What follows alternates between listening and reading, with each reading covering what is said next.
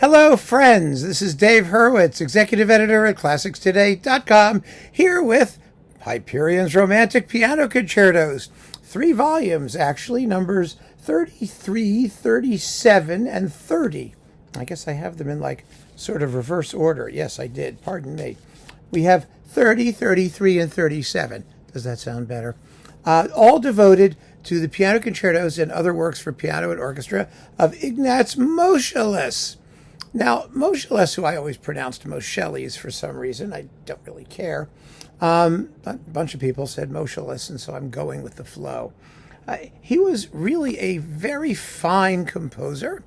He lived from 1794 to 1870. He was one of the virtuoso pianist people who were later sort of subsumed into the all-encompassing maw of Liszt and, Thalberg and those folks. He was sort of a generation before, although he lived, to ripe old age, actually. When he was a little bit older, spent a good bit of his career in the UK, and he wrote 8 piano concertos, of which 7 survive. The 8th is missing. And so, who knows? It may pop up someday. And Howard Shelly decided to ask the Tasmanian Symphony Orchestra to allow him to perform all of them along as pianist and conductor. They have the works, although they're certainly romantic virtuoso pieces, have a certain classical conservatism about them, although the later ones are quite interesting formally, that makes them suitable to be both conducted and played simultaneously. I mean, the orchestral parts are colorful and very well written, but they're not such that you really need a dynamic force at the podium to compete with the pianist. It all flows very harmoniously, and they are lovely works. I mean, they really are.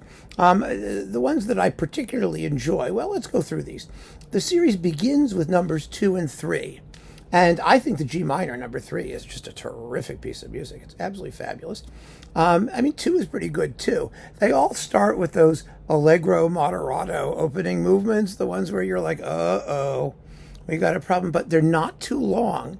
And Moscheles, who was sort of ripe from the Mozart, Beethoven tradition, certainly understood how to keep the music interesting and to keep it moving, which he does. Thank goodness.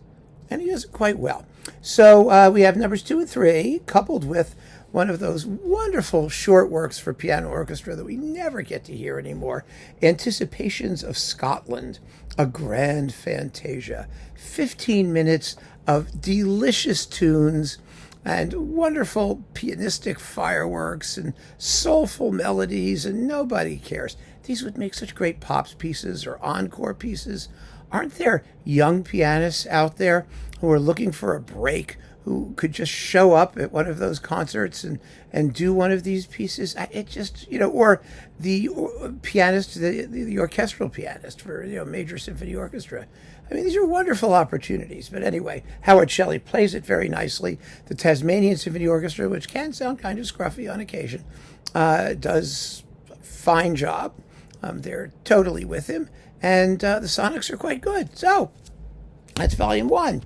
Volume 2 of this series, which was CD 33 or volume 33. Somebody mentioned that the volume numbers here, that is the CD numbers here, don't necessarily match the volume numbers from the series. And that is true, because CD 30 was volume 29. But I'm going by the box. I'm going by what's in the box. I'm not going to make myself crazy, and you, dealing with which volume they were in the series, because just go by the composer and the works and you'll get it right. There's no reason to be, fussy about it. So CD 33, which was number 32 in the series, contains the 1st, 6th, and 7th piano concertos. Now, the 6th is subtitled Fantastique. It's only 17 minutes long. It's in a bunch of interconnected movements, and it's really fun. It has a scherzo. It's got 4 movements. Number 7 has 3 movements that are connected, and it speeds up as it goes. It's subtitled the Pathétique. So these are, Moscheles did start to, experiment a little bit as he got older.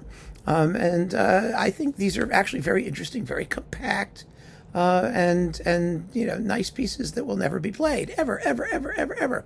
Then we've got, let's see, volume number, what's this one? 36, which is CD 37, Piano Concertos 4, 5, and Recollections of Ireland. Ooh.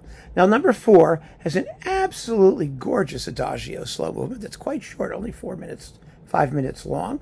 And Recollections of Ireland has St. Patrick's Day, The Groves of Blarney, Gary Owen, tunes that we've heard before. The Last Rose of Summer's in here somewhere.